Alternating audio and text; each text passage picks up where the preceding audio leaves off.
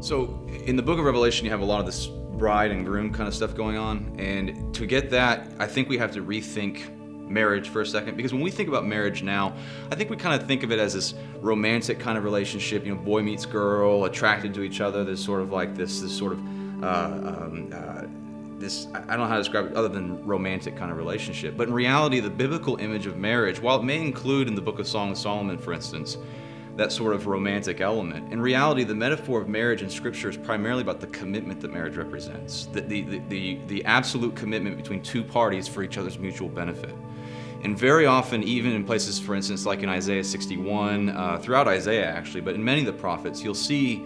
that the idea of Israel or God's people as the bride of God, at least in terms of metaphorical language, is very common. And the point there tends to be that God is committed to his children like a husband is committed to providing for a wife.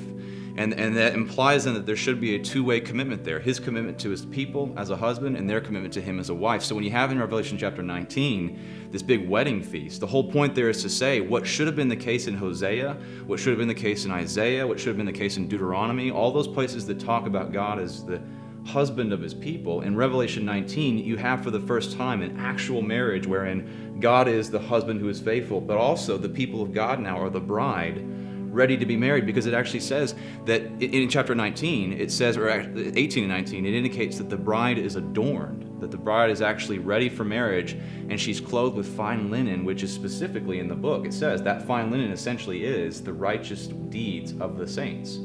And at the very beginning of the book, John makes it clear that the church is going through suffering, and that's why he's writing the book. But just like in James and other places, he also makes it clear that the process of suffering for this church in the book of Revelation is in many ways a preparation for the kind of purity they need to face God. Just like in James where it says that you should count it all joy when you suffer, because ultimately suffering leads to, in that context, maturation and perfection, that you mature and become perfect. So it is here we have a bride, the church, the people of God,